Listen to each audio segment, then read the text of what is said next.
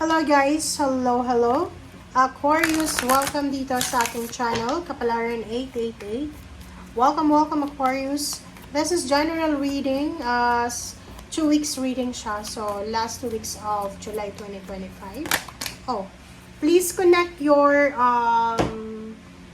intuition sa mga messages na lalabas dito.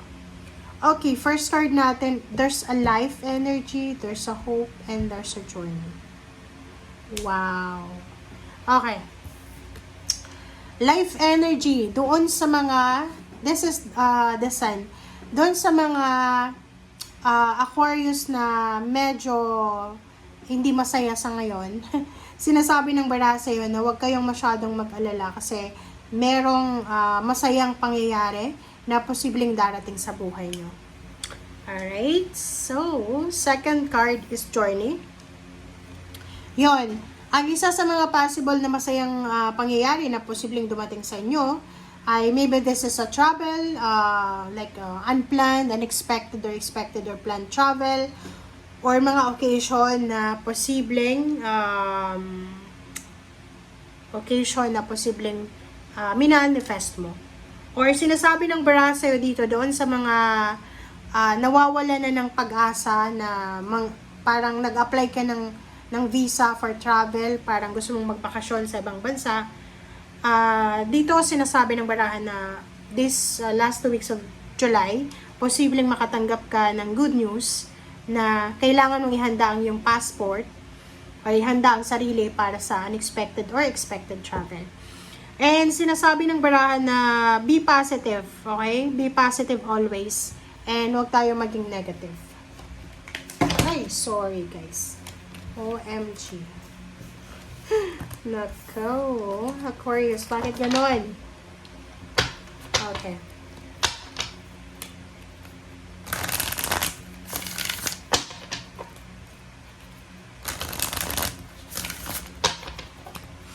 Okay.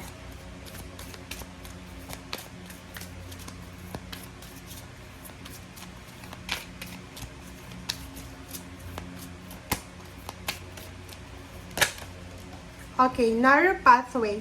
Yun, sinasabi ng baraha sa'yo dito na huwag tayong masyadong, huwag tayong masyadong seryoso sa mga bagay-bagay. Okay? Kung hindi pumapabor sa atin yung sitwasyon, just let go, let God, let it flow. Huwag mong seryosohin ang mundo sa ngayon. Okay? Kung hindi para sa'yo, hindi para sa'yo. May pagkakataon pa, parang gano'n. So, huwag kang mawala ng pag-asa. Yung parang, like for example, na hindi ka nakapasa sa board exam, okay lang yan. May next time pa naman. O hindi ka nakapasa sa visa, okay lang yan. Diba? So, maraming next time.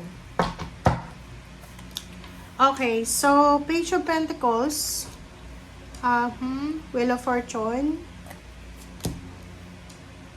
the High Priestess, Nine of Cups. Alright, so, Nine of Cups. Wow. Aha.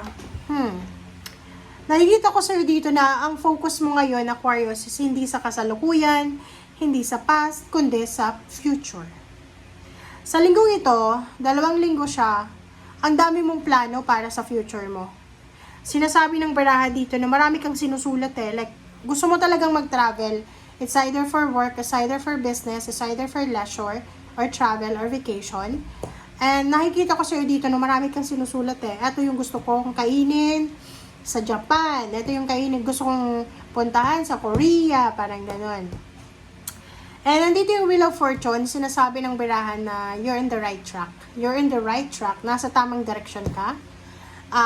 Huwag kang masyadong, yun nga, be positive, huwag masyadong negative. Kasi iikot yung Wheel of Fortune, iikot yung tadhana, and ibibigay yan sa'yo sa tamang panahon. High Priestess, sa kasalukuyan, makinig tayo sa sinasabi ng ating intuition. Huwag masyadong kontrolin yung sitwasyon. Nine of Cups, meron sa iyo dito, single or in a relationship na posibleng mag-offer ng love life. And yung tao ito ay siya yung parang siya yung pinaka-ideal person mo talaga. Na maging asawa, maging boyfriend, maging girlfriend, maging partner. Okay, thank you. Okay, just check natin kung anong energy pa. short video lang tayo guys kasi everyday naman tayo nagre-read. So, merong nagre-request sa akin na short video lang daw. Kasi ano daw yung mahabang video.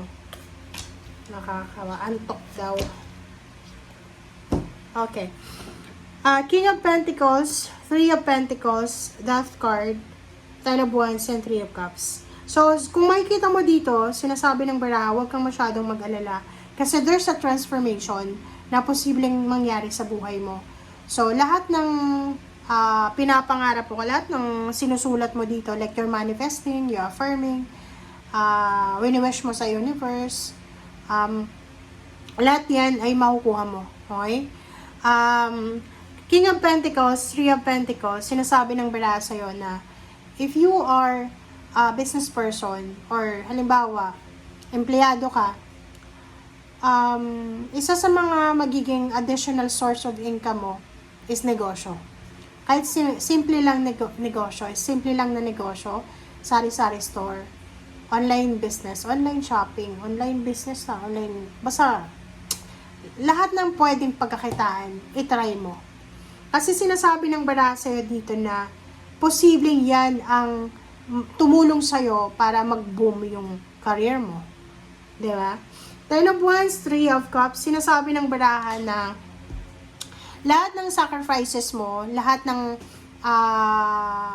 pagtsatsaga, sufferings, lahat ng parang ginawa mo na obligations, duties, and responsibilities, ay posibleng may kapalit yan na celebration. Diba? So, parang ganito din yun. Sinasabi ng baraha sa'yo na just be positive. Huwag kang mawawala ng pag-asa kasi lahat ng ginagawa mo sa ngayon ay may kapalit yan na positive outcome. Yung Wheel of Fortune dito, tapos Three of Cups and Ten of Wands. Siguro meron sa inyo dito dati na overtime ka, tapos nakikita mo yung mga katrabaho mo sa post nila, di ba? Ako dati ganun nung nagtatrabaho pa ako sa Pilipinas. Tatrabaho pa ako sa Pilipinas sa edad na 21 until 25, parang ganun. 21 to 25 sa Philippines ako nagtrabaho. Yung parang like Christmas, New Year, 'di ba? Christmas and New Year. Ikaw naka-duty ka, 'di ba? Nagtatrabaho ka.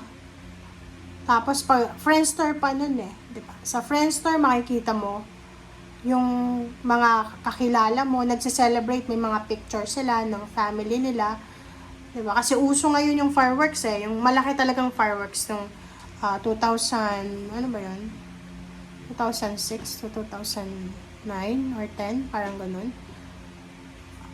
Yung malaki talagang fireworks, diba? Yung parang nararamdaman mo na nagsiself-pity ka. Ay, kaya sila nagse-celebrate ng Christmas together. And ako nandito sa trabaho, nagtatrabaho.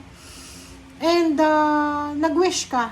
Parang ako yun, nag-wish ako. I wish na sana bigyan ako ni Lord ng pagkakataon na yung pinagkait sa akin ngayon na freedom, may bigay sa akin. Like yung mga OFW, ganun Nasa ibang bansa ka, nakikita mo yung pamilya mo, kumpleto sila, ikaw lang yung wala.